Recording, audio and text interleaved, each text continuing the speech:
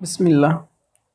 Now we will continue the properties of the alkaline earth metals, means group 2 elements.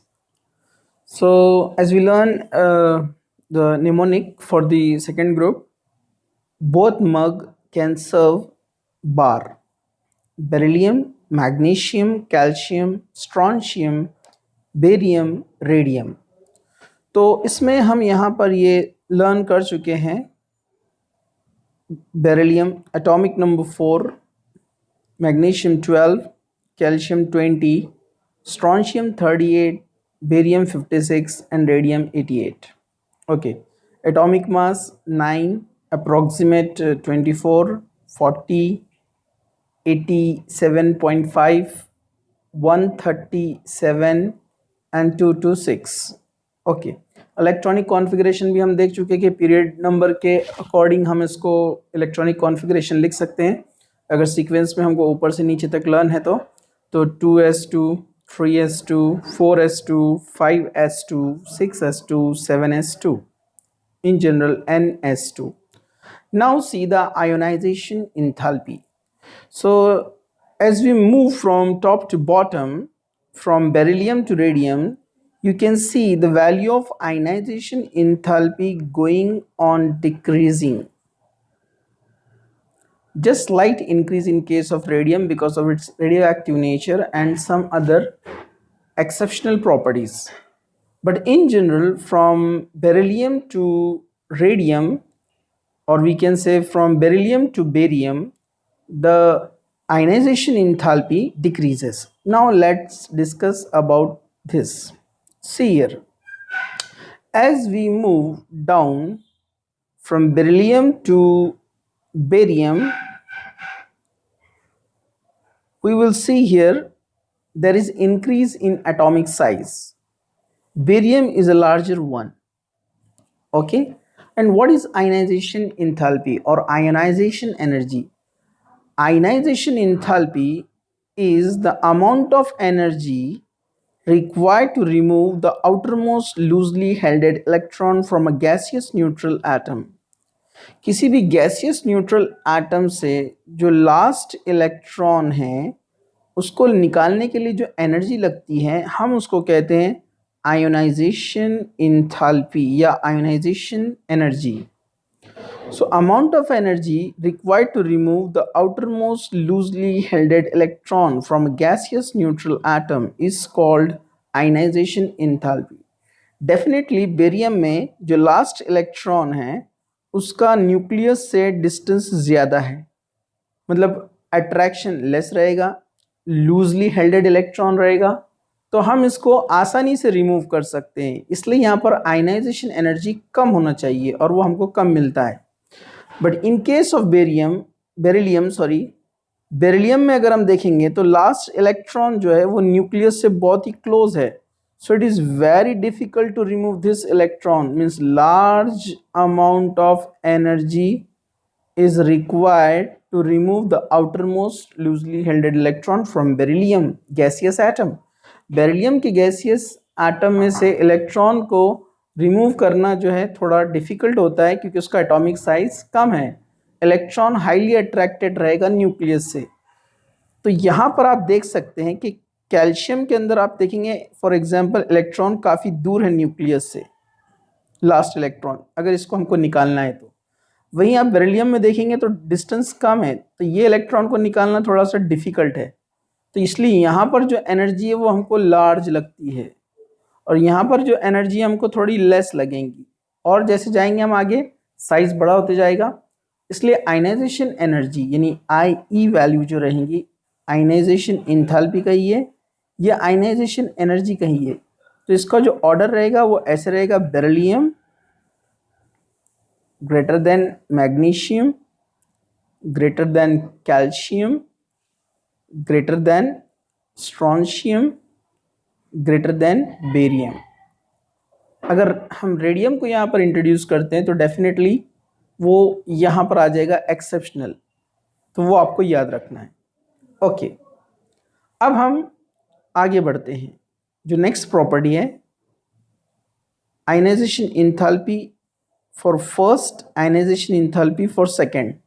तो आप देखेंगे first ionization enthalpy जो था beryllium का, यानी एक इलेक्ट्रॉन को निकालने के लिए, वो 899 है, जबकि दो इलेक्ट्रॉन को निकालने के लिए, यानी सेकेंड इलेक्ट्रॉन को निकालने के लिए अगर हम देखते हैं तो 1757 एनर्जी यहाँ पर लग रहा है, मतलब डबल एनर्जी, ऑलमोस्ट डबल। ठीक है, डबल से भी ज़्यादा है। ऐसा सभी एलिमेंट्स में आपको देखने को मिलेगा। तो जो फर्स्ट इलेक्ट्रॉन होता है तो उसको निकालना आसान होता है। जैसे बेरिलियम है, बेरिलियम को मुझे एक इलेक्ट्रॉन निकालना है तो Be प्लस प्लस इलेक्ट्रॉन में ऐसे लिखता हूँ, लेकिन मैं इसका एक और इलेक्ट्रॉन निकालना चाहता हूँ तो Be2 प्लस बनेगा और प्लस इलेक्ट्रॉन चला गया, दो इलेक्ट्रॉन। तो सेकेंड इलेक्ट्रॉन को निकालना और ज़्यादा टिपिकल और डिफ़िकल्ट होता है। रीज़न ये होता है कि पहला जो इलेक्ट्रॉन में रिपल्शन था, so it will make easy to remove the outer electron because there is repulsion between electron. Neighbouring electron में रिपल्शन होता है which make easier for the outer electron to remove the octet, remove the shell. Okay, लेकिन जब एक electron चला जाता है तो डेफिनेटली जो नेक्स्ट वन इलेक्ट्रॉन है, now it is more closer और मोर कंट्रोल और attracted by the nucleus, so it is very difficult to remove the second electron. So large amount of energy is required to remove the second electron, that is called second ionization enthalpy. The first ionization enthalpy means to remove energy required to remove first electron, means first means the last loosely held electron, and to remove another one electron energy required, that is called second ionization enthalpy. तो हम इसको यहाँ पर कह सकते हैं ionization energy first ionization energy. इसको हम नंबरिंग में ऐसे शो करते हैं, फर्स्ट, और ये रहेगा second ionization enthalpy, ionization energy. Okay, तो इट विल बी ग्रेटर। तो हमेशा फर्स्ट आयनाइजेशन एनर्जी से ज़्यादा रहेगा सेकेंड आयनाइजेशन एनर्जी। ओके, चलिए आगे बढ़ते हैं। अगर हम हाइड्रेशन इंथैल्पी को देखते हैं तो आप देखेंगे यहाँ पर जो एनर्जी रिलीज हो रही है वो -2494। फिर आप आगे बढ़ेंगे, जैसे आप आगे बढ़ते हैं तो ये कम होते जा रहा है। Again it is related to the size and the charge. We know that beryllium is smallest like lithium and it is less in size even with lithium, क्योंकि हमको पता है top to bottom size increase होता है और left to right increase होता है और लेफ्ट टू राइट डिक्रीज होता है। So beryllium is a smallest atom and beryllium 2 plus is further means more, या इसको हम कहेंगे beryllium 2 plus is lesser in size as compare to neutral beryllium.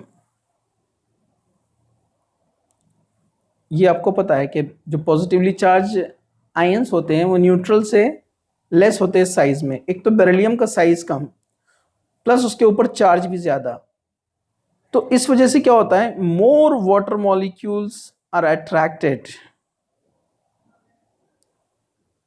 और come closer to the beryllium ion. So when H2O molecules come closer to the beryllium ion, a large amount of heat is released. This released energy is called hydration enthalpy.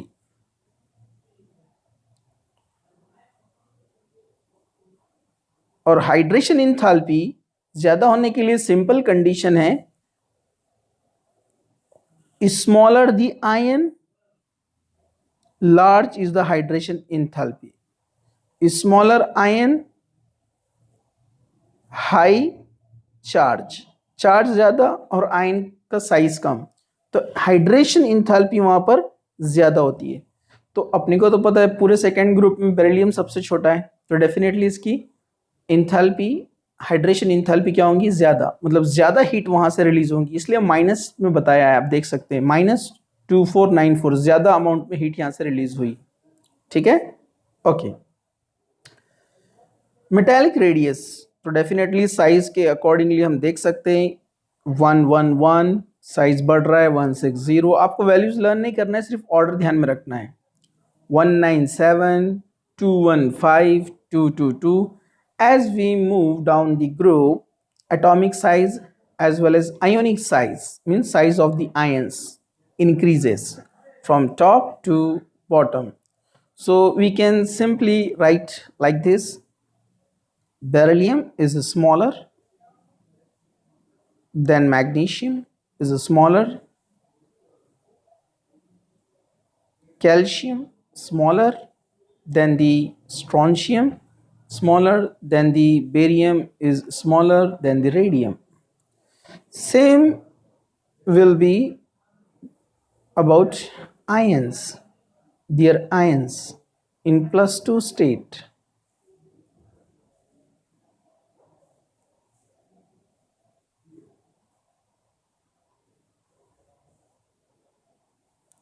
But remember one thing, that the neutral atom is large in size as compared to its ion.